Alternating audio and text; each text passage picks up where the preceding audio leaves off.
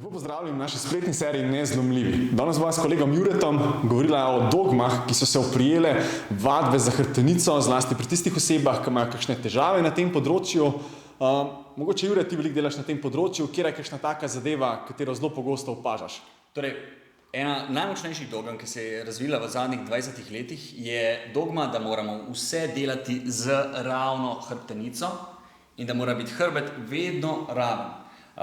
Ta dogma izhaja iz prve napačne dogme, in sicer dogme o tem, da vse probleme lahko rešimo z notranjimi globokimi mišicami.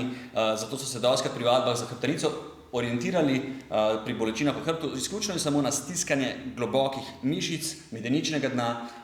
Potem po tej dogmi je prišel nasleden val, in sicer val bracinga oziroma stiskanja celotnega abdominalnega dela.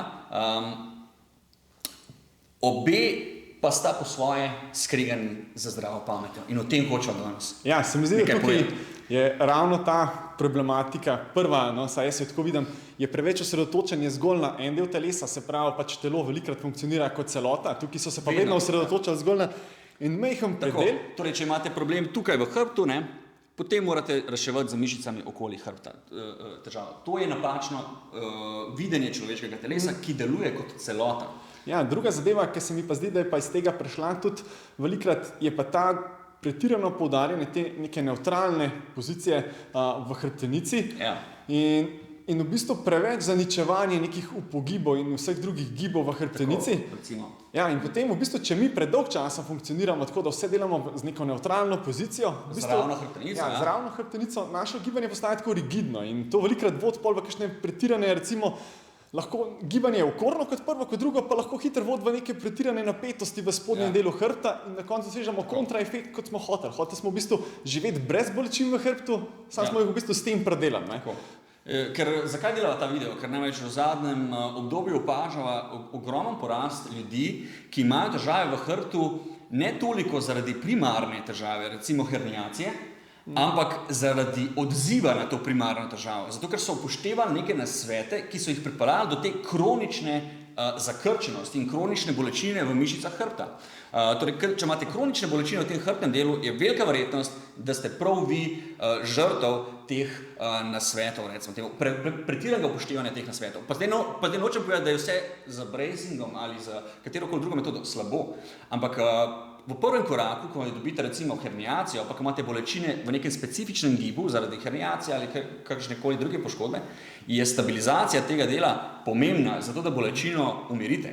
Ampak potem pa morate nadaljevati z gibalno terapijo v tem smislu, da razvijate mehkobno gibanje in da se ne stiskate neprestano za čisto vsako nepotrebno dejanje, da stiskate medtem, ko sedite, da stiskate medtem, ko hodite. Ne. To bo pripeljalo do neučinkovitega gibanja in preveliko zakrčevanje, predvsem zadnjih hrbtnih mišic pogosto. Se mi zdi, da ravno iz tega velikokrat pride, ker pogosto je pri nekomu, ki ima recimo neko herniacijo, lahko problematična recimo neka fleksija in v tisti trenutni fazi fobiji, recimo v tem strahu, njega res lahko rešuje od bolečine to, da je takrat majčkeno bolj izravnan. In je to res tisti trenutni trigger, ki ga malo rešuje, ampak dolgoročno je pa potem treba to zadevo odpraviti. Se pravi, zdaj, ko enkrat mogoče ta herniacija sploh ne povzroča več tazga pritiska pri njem, ampak ta fobija je pa ostala. Fobija, strah je postal. Ja, je postal. In v bistvu, tako kot si omenil, ni zdaj edina stopnja ali pa edina faza, ki jo pri nekomu naredimo to, kar si zdaj omenil, se pravi, učenje mogoče neke nevtralne pozicije, pa mogoče neke stabilizacije, bracinga na začetku, ampak je treba zadevo potem nadaljevati, kot si omenil, mehkobo v gibanju, tako mehkobo v gibanju hrbtenice, kot potem tudi vključevanje ostalih, zgornjega dela telesa, nog in vsega skupaj, da se poveže neko učinkovito gibanje. V bistvu. Predvsem mogoče danes hočem pokazati, da je možno narediti čisto sproščen upogib tako v kolku kot v hrbtenici, brez da bi škodovali hrbtenici. In sicer gre za tako zelo subtilno zadevo, zato bodite zelo pozorni pri poslušanju moje razlage in pa pri opazovanju gibanja. Namreč, če se izključno in samo osredotočite na hrbet in stiskate vedno bodisi hrbtni, bodisi celoten, bodisi trebušni, bodisi globoki del, boste razvili že čisto izgledano iz perspektive živčnega sistema in možganov, boste razvili pretirano obsesijo z ledvenim in hrbtnim delom in boste pravzaprav zanemarili in pozabili na to, da telo deluje kot celotna veriga. Primer, pri vsakem upogibu se boste zato vsakič ustrašili upogiba v hrbtu, zato, ker so vaši možgani zaradi obsedenosti s stiskanjem bodisi hrbtnih mišic, bodisi trebušnih mišic, boste vedno stisnili mišice v svojem centru, v jedru. Pozabili pa boste na to, da je učinkovito gibanje v tem primeru, ko poberete neko breme z upognjeno hrbtenico, da je učinkovito gibanje sestavljeno z mišic vse od stopal in gor do rok. In da učinkovito gibanje, recimo pri pobiranju takšnega bremena, je sestavljeno iz tega, da vi lahko brez težav, brez bolečin v hrbtu, poberete neko utež, tako da naredite učinkovito ekstenzijo izkolčnega dela. In če pogledamo sedaj mene, vi lahko isti upogib naredite fobično, v strahu in z močnim stiskanjem hrbtnih mišic in boste vedno znova čutili neprijetnost, nelagodje in bolečino. Lahko pa isti gib izvedete čisto sproščeno, greste dol, poskusite sami tudi doma, se sprostite v tem delu in se naučite, kako narediti ekstenzijo iz zadnjičnega dela. In ko velike mišice, ekstenzije kolkov, ki so zadolžene primarno za proizvodnjo sile, naredijo lahko iztek, vaša hrbtenica čisto lepo sledi temu gibu. In pravzaprav je takrat tako naučite svoje možgane, da v bistvu začnejo uporabljati celotno mišično verigo in da je hrbet zgolj tisti povezovalni člen, kot bi tudi moral biti, ne pa tisti člen, ki primarno stiska, primarno dela.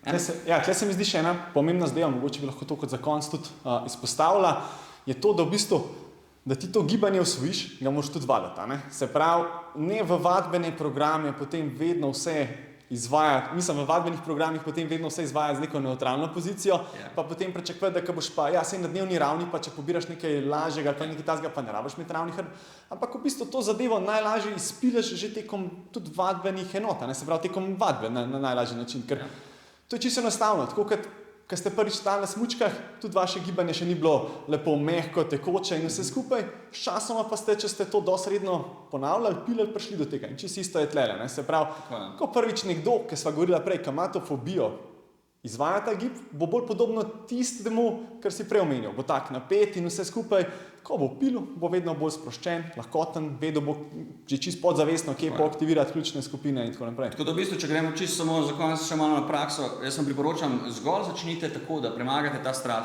dajte roke na stegna, se počasi spuščate dol in bodite tukaj sproščeni, malce zadihajte, če se še bojite upogiba, pojdite malce dol, tako.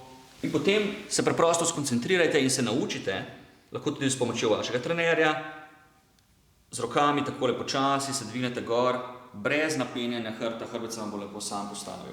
Potem lahko poskušate tudi s kakšnimi lažjimi utežmi, lahko boste tudi takole dol na kolena in probate čisto tukaj lejati v upognjen položaj in se iz tega upognjenega sproščenega položaja spet lepo drinete z nogami in se naučite, kako brez zategovanja hrbta pravzaprav lepo ostati. Tukaj se dobi tak tudi dober občutek za to segmentalno kontrolo, da se res lepo vretence za vretencem izravnava in upogiba in je tako gibanje precej bolj mehko, da ni vse skupaj kot neka trda celota v tem gibanju. Tako da se je čisto podoben primer, je tudi nek recimo upogib trupa ali pa nekaj tazga, če je nekdo pretirano šibek v tem delu, nek trebušnak, če je nekdo pretirano šibek, ne zmore aktivirati tega dela, lahko mu kot neko dopolnitev nekih teh vaj, seveda dodamo kakšno vajo, kot je nekaj zelo klasične v bistvu trebušnjake, samo da z neko pravo mero kontrole to izvaja, pa bo njegove tudi potem tiste vaje, mogoče stabilizacije in vse nadaljne vaje, pri počepu, deadliftu, bolj začutil ta del in boljš izvedel.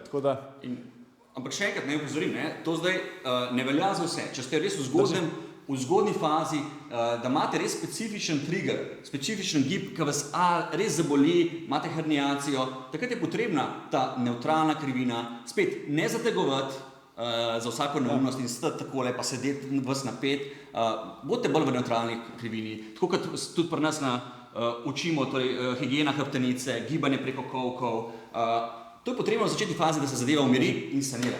Potem pa morate dobiti nazaj spet fluidno gibanje, v celi kinetični verigi. Ja, se pravi, samo ne tam zaključiti, ne v tisti prvi fazi zaključiti. Ne tam ostati. Ja, ker to bo pol, tako kot sva že prej omenila, na dolgi rok lahko problem, če boste pa zadevo naprej peljali, se nekdo, ki te stvari pozna in ve, kako pri teh stvarih pristopati, bo to sigurno v to smer peljal.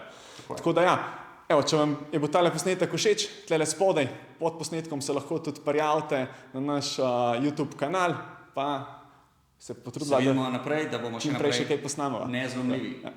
Čau.